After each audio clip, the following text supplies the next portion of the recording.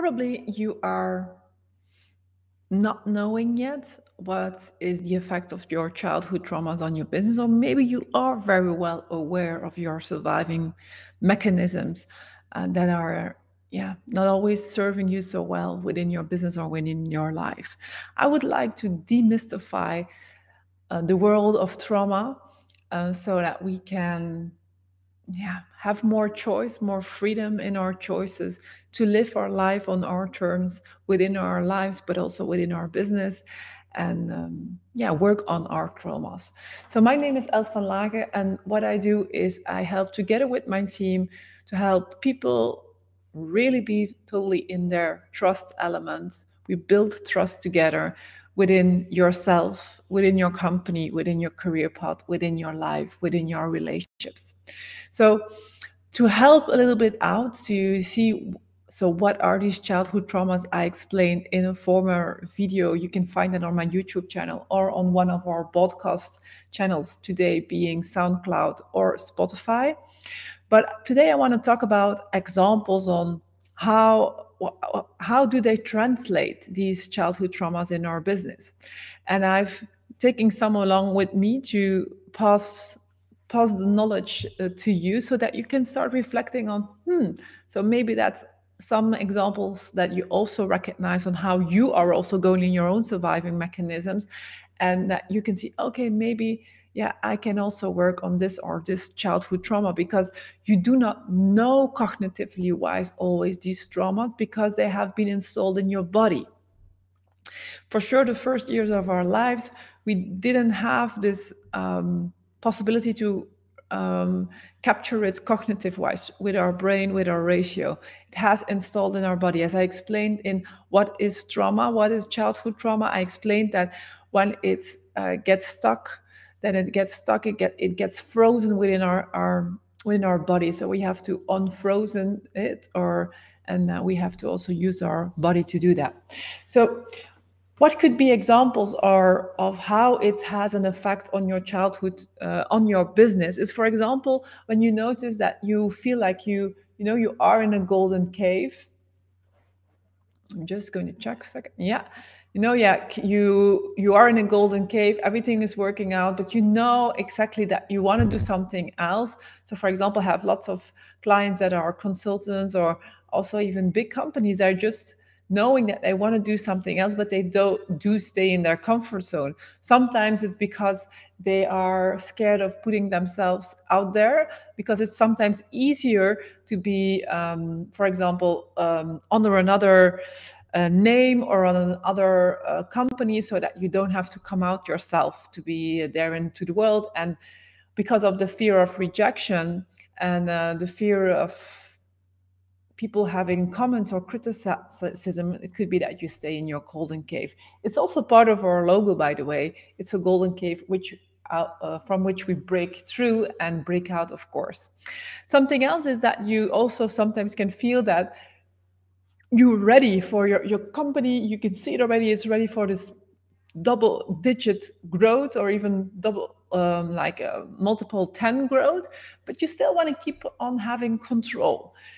You cannot give up control. And that's really one of the signs on having a certain trauma still activated, because otherwise you would be more at ease to give that control to other people, to give up control in a controlled way, like we say in our body-based trauma course.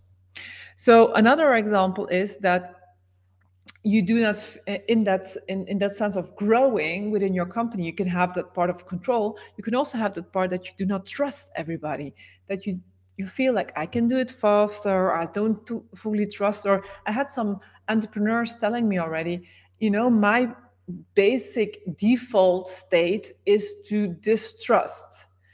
So I start with distrust, and then people have to earn trust. Okay. I think it can be easier. It can be easier within in our own company. When we feel more trust within ourselves, we can also invite trust with others easier. Another example is that you, as you know what your next level growth is, but you do not make the choices. You keep on not deciding, because then you think, okay, choices then are limiting. When I lose things when I make choices, and you do not make the choices that you need to do. You feel like you're not totally relaxed when you have to present your, but yeah, like your products or your services. You do not feel so relaxed by doing so. Your customers feel that reluctance, so you get more often a no that you than you want to, or you get a no and you say, how is that possible? My product is so amazing. People can feel it, that you have this reluctance. You are feeling some yeah, some scarcity, or you feel scared, or you feel fearful still to do so. You want to inspire the whole world, but instead you are keeping yourself still small. And yeah, let's be clear, there could be someone who criticizes you, but there's a lot of people also really willing to get inspired by you. And sometimes you can feel overwhelmed by lots of emotions like frustration, irritation, feeling insecure, doubting about yourself, overthinking, the doom murmuring, which is doemdenken, being overwhelmed. Or it can also be that you also stopped feeling as a surviving mechanism. Also, lots of people stopped feeling. And it can have quite also some disadvantages in life if you stop feeling, because it's too scary to feel. It's too hurt. It has hurt too much to feel. So one of the other challenges that you can deal with is that, for example, you know exactly that you want to spend time with your kids and your spouse and with the people and the things that you find important, but still you keep on working very hard and you say, yeah, next year, and I'm working on it, etc. You are losing out fantastic memories. So that's today the result. Another thing is that you have been successful for many years, but you still do not go and stand totally in your value. So it's like your client smells it, that you don't put yourself into your value, and will not respect you accordingly to it. So that's something that you can also notice. You also can have a certain pattern that you do not go and stand in your full potential, in your full masculine power, or your full feminine power. And so that's something that you can notice. You can be under control and micromanage everybody.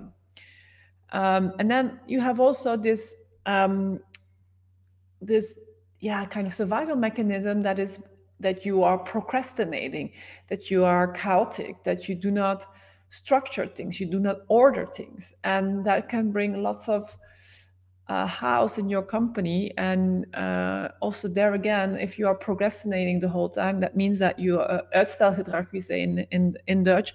That means that a lot of people cannot enjoy your services and your benefits. So that here's a couple of examples. So I'm wondering, which one do you recognize, so that you can also feel how for me am I maybe also still influenced by the childhood traumas that I have experienced. For example, for myself, something that I'm a successful entrepreneur. I have a beautiful house, I have a beautiful husband, I have everything. It's really amazing. And still, my childhood trauma put me into this kind of scarcity stress time by time, because I was grown up in poverty, and my mother always told me, else could be that we are going to be on the blacklist, and the blacklist in Belgium meant that couldn't be able to get any loans in banks, and that would also have meant that we would have lost our house. So this has installed so much into my body that 1-2 times a year I just freeze, and it blocks me, and I can already feel it in my neck when I'm talking about it, like it's like totally not my reality anymore. I'm living in abundance. I can of course go even more into financial freedom, but there's no scarcity. This is not my reality anymore, and still it has an influence. And then I can really block for 1, 2, 3 days, and then nothing moves forward, because if I go into this energy of scarcity, the abundance is very far away, and then people do not come in. So well, if I can just go into the abundance, there's applications coming every week, several ones like that. So Just one example on how one of my childhood traumas is still influencing me in my business. That means also that, for example, I always want a return on investment. Also, when I work with people, I want to have a return on investment. I don't want to spend like, and it's a very healthy and a way, you know, in an entrepreneurial way, but sometimes it's also blocking me because if I look at my husband, for example, he's always recruiting people. He's always recruiting people, and he tells me, you know, else if I, you know, if they bring in more revenues and more, then it's okay, or more profit. And I always want to get it calculated, you know. It's like I want to save, be sometimes in this saving mode. So just to give you already two examples or how certain things are blocking me, and for me that's one of my elements is the money part, which is part of my childhood trauma. So you'll have probably different ones. It doesn't have to be the same as I do. I just wanted to share mine. So how could it be different? What if you would start really feeling alive instead of going always for the surviving mechanisms, that you would have choices, that you don't feel overwhelmed or even numb at times, that you dare to reach out to experts and go 10 times faster? Because that's also one of the elements that you can really see, is that you want to keep on doing it alone. But if you want to keep on doing it alone and you push everyone away, then it does have an effect on your business and your business results. So I really invite you to do it differently, that you can allow yourself to be surrounded by people who are on certain areas one, two, three steps in, before you or ahead of you. Let we say that in English, ahead of you. Sometimes I don't always get the perfect word in English, but also that is, I'm okay, you're okay, you know. And that's also something that I'm really standing for, is when you have a mission to put into the world, don't always go for being like 500% perfect, you know, your energy. And that's probably something that people can already connect with. The energy is already so important. With which energy are you bringing your message, for example? A lot more important than having always exact the right words. Another thing is that you can notice when you work on your traumas that you can really build a strong team with mutual trust. My teams now are so much stronger than they have been because I was sometimes in distrust. That was one element of my own childhood traumas that I was still projecting on them, and then also having the negative results on my company. Um, that you really determine what your rules are in running your business and running your life, including your family and friends. I have so much beautiful time with my children, etc. So that's why I I do this, for example, this live for 10 minutes, and then I'm off again to my family, because that's for me very important. Being in flow, being in positive energy, being in joy, being in these highest vibrations all over the world. It's gratefulness and joy. Gratefulness and joy, being joyful, levensvreugde, dankbaarheid, gratefulness. So that's how it can be different. So how would it be if you would allow yourself to step out of your comfort zone, to step out of that surviving mechanism, to make the choice to feel more freedom, to feel more liberty of choice, to really embrace that positive energy and joy? How would your life be then? I'm very curious, and I'm looking forward to see you and to guide you and to inspire you in one of our next inspirations. Talk to you soon.